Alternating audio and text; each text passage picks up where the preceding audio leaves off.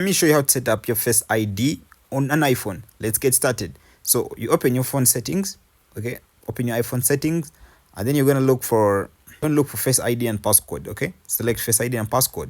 Now you're going to have to enter the passcode that you use to unlock your iPhone. Okay, after entering the passcode, this is what happens.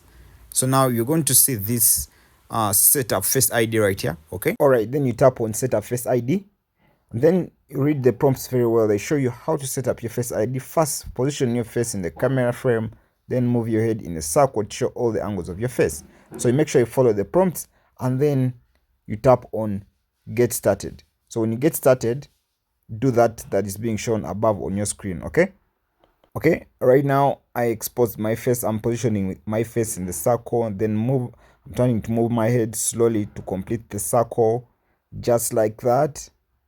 Okay, and then first Face ID scan complete, and then the next part is move your head slowly to complete the circle again, slowly, right there.